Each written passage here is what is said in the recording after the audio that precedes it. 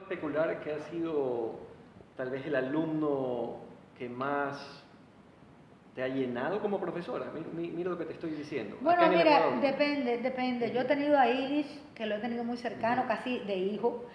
Y, o sea, de hijo quiero decir de hijo, de esa relación constante, permanente.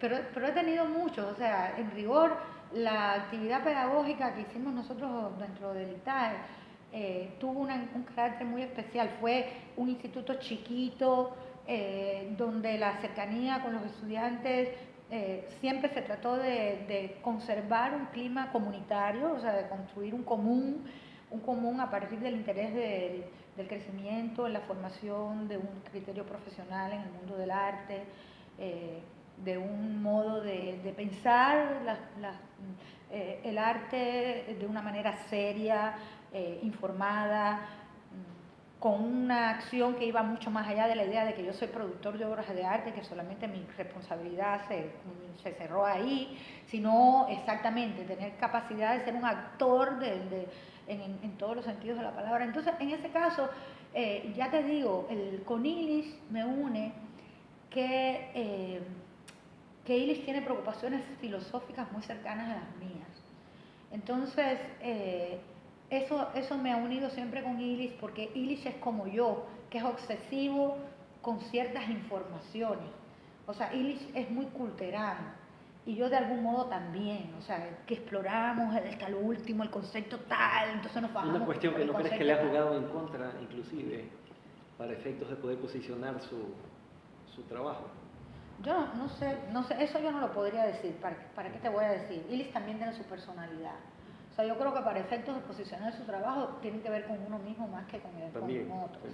O sea, yo no creo en esa cuestión, en esa exterioridad.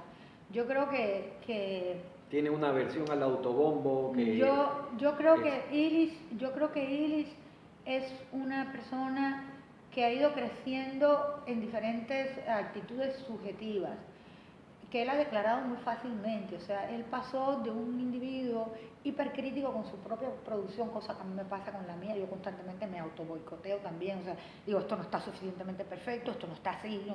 Entonces, ese tipo de actitud a, digamos, conscientemente desvincularse de eso a una actitud mucho más libre, más hacia el momento en el que está ahora, en el que yo creo que ya ha crecido totalmente. Iris ya es grande y es capaz de, digamos, de seguir sus propios caminos, alimentárselos. Él es una persona que lee mucho, que ve mucho, que tiene muchos referentes, o sea, es muy libresco, pero a la vez ve mucha imagen.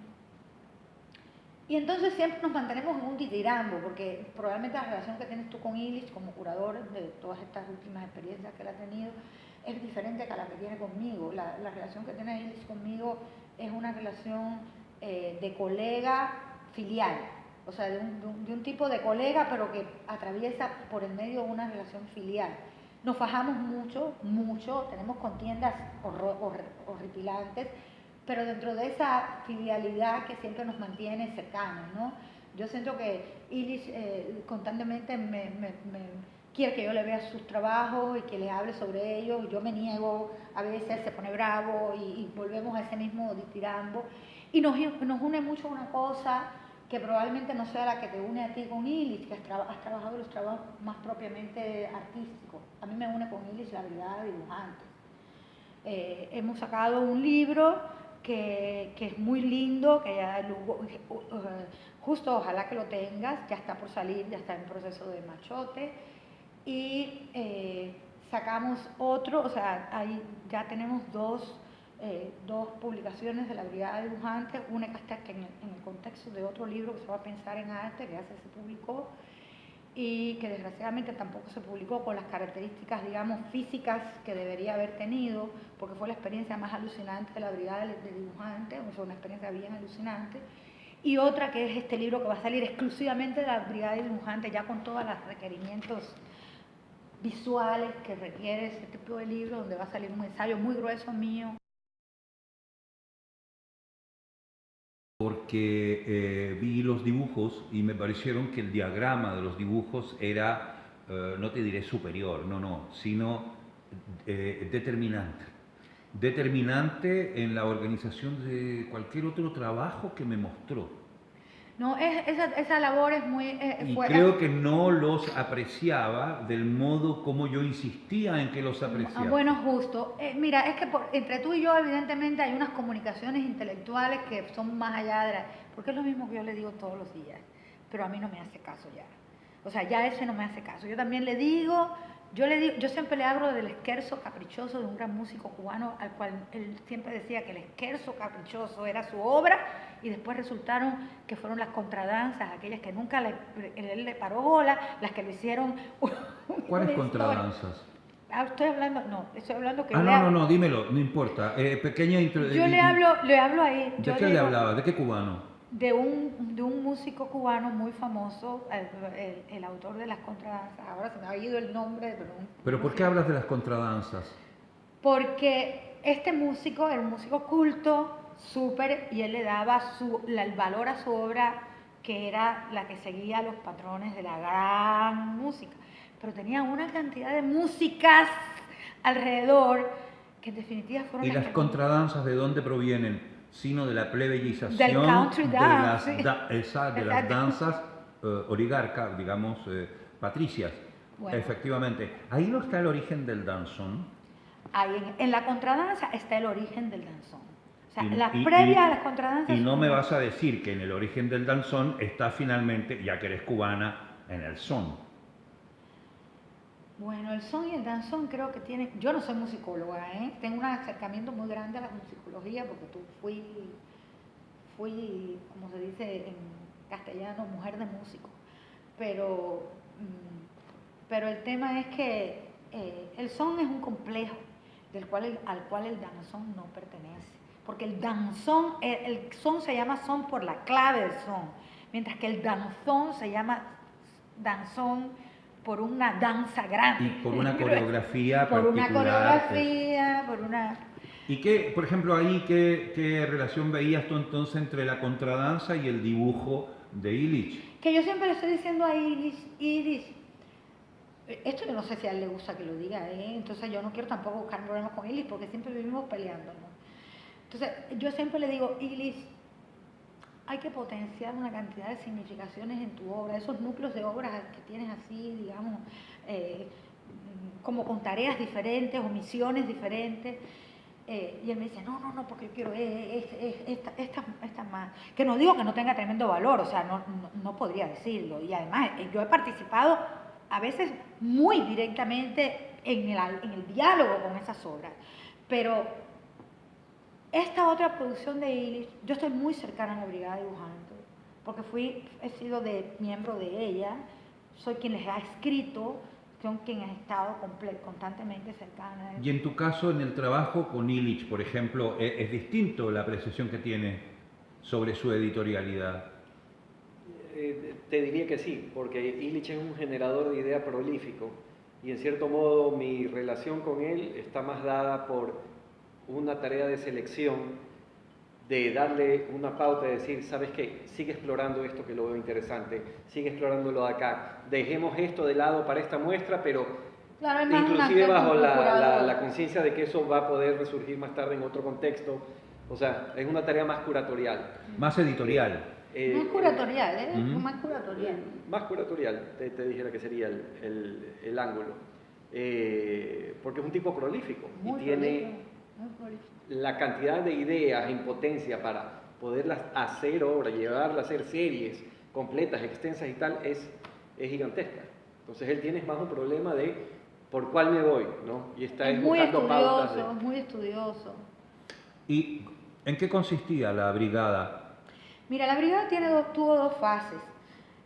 La primera fase fue una fase muy hermosa porque como son las cosas cuando son del alma, como dice la canción, la brigada surgió casi que como un trabajo normado por las estructuras académicas vigentes. Sabes que no sé si en Chile, pero aquí las estructuras académicas vigentes te exigen un trabajo académico un trabajo, o sea, un trabajo docente, un trabajo científico y un trabajo de vinculación con la comunidad.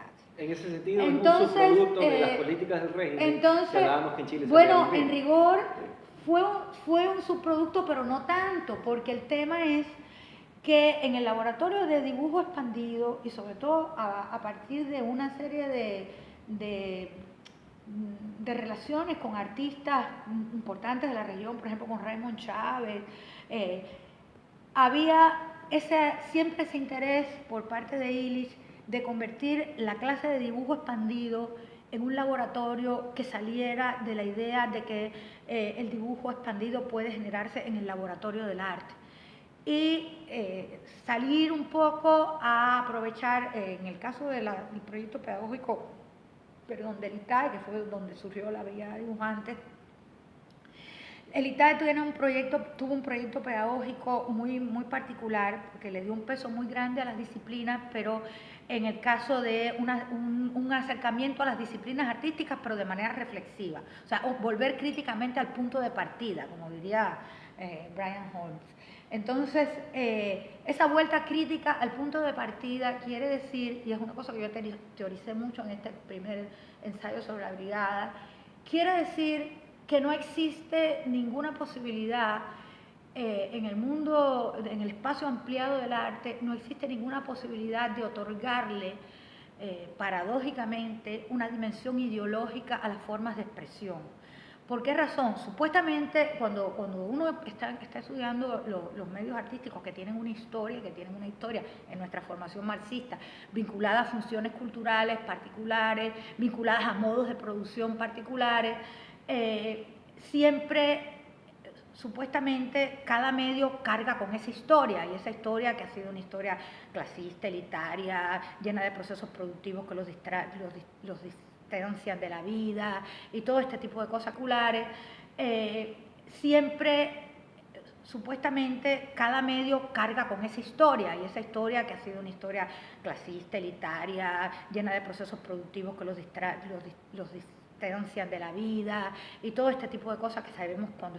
La manera en la cual las historias de migración que el barrio tenía, Ecuador vivió un proceso migratorio muy devastador en cuanto a la dolarización y el problema del feriado bancario. O sea, son esos barrios de gente de clase media baja que son los que han recibido todos los golpetazos de todos los malos gobiernos, las políticas. Entonces, ese barrio era como un emporio de todas esas experiencias, con experiencias también de micro narco, o sea, ¿cómo se llama?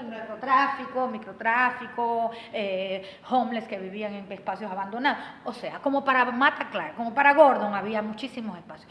Entonces tomamos un espacio, porque esto duró meses, nada de llegar allí en una experiencia paraguas que llegó y nos sonrió el barrio y nos tomamos la foto. No, esto fue un trabajo permanente, integrado a la docencia. Los estudiantes, de los cuales, por ejemplo, salió Chenche, el que viste allá de ese dibujo espectacular. Chenche, que es un tipo de condiciones, después hablamos de Chenche porque es otra historia heavy metal, con la cual yo tengo una cercanía también muy especial, porque soy un poco la matriarca aquí de toda esta comunidad. Entonces, hacemos ese trabajo.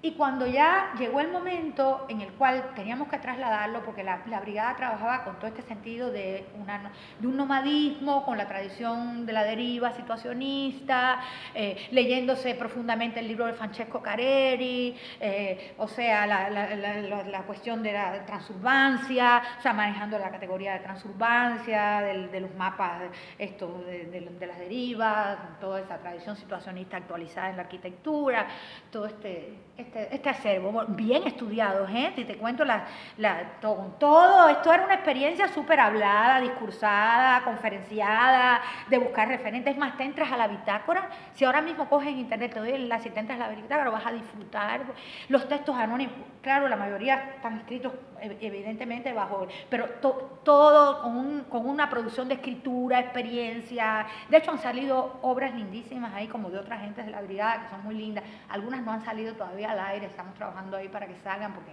son de gente que todavía estaba como un... Y el tema es que escogemos una casa que era una casa que se iba a derruir, así tipo Gordon Bataclan, cuando trabajaba los Planenciales, se iba ya a demoler. Y se nos ocurre hacer una curaduría con esa, generando un poco la concentración de todo el trabajo, digamos, del resto de la brigada, de lo que es la consumación del trabajo de la brigada en esta casa. Esa exposición se llamó Espacio Sí, Lugar No. El nombre lo tomé yo leyendo a Certeau, por supuesto, el libro sobre lo cotidiano. Y era un poco la idea, o sea, entre Certeau, Mi Won Kwon, todas estas elucubraciones del espacio como un espacio donde se concretan una serie de relaciones sociales, o sea, una visión ampliada del espacio que ya no tiene que ver con lugar, por eso le llamamos espacio sí, lugar no. O sea, quitándole la dimensión física, precisamente porque la casa iba a ser demolida, tampoco podíamos permitir que hubiera una idea de que aquello iba a ser un dibujo. La casa fue, si te ves las imágenes, pregúntale a Rodi, una experiencia así espectacular, pero era una cosa que todo el mundo sabía que tenía el carácter efímero, que era más valiosa la experiencia que...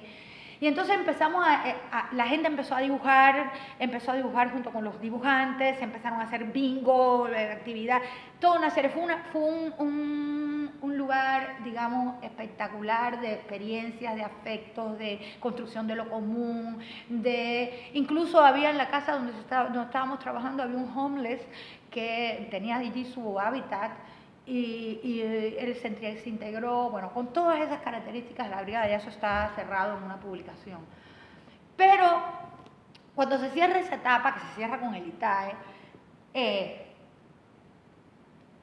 se sigue la brigada, pero la primera parte de la vinculación de la brigada ya fue muy errática, porque los alumnos entraron en un sistema ya de muchísimas materias, de una exigencia académica muy grande, ya no podían tener la misma entrega que tenían cuando estaban en la primera etapa de la brigada dibujante en el barrio en el Domingo Sabio, y la brigada se traslada al barrio Cuba, el barrio Cuba, imagínate, Cuba Camal, porque son dos barrios también que disputan cierta identidad, o sea, el barrio del Camal, pero a la vez el barrio Cuba, entonces disputan límites, hábitos, y son barrios que tienen una tradición muy particular, porque en el caso del barrio Cuba Camal también es uno de los barrios que vivieron los asentamientos del Guayaquil urbano.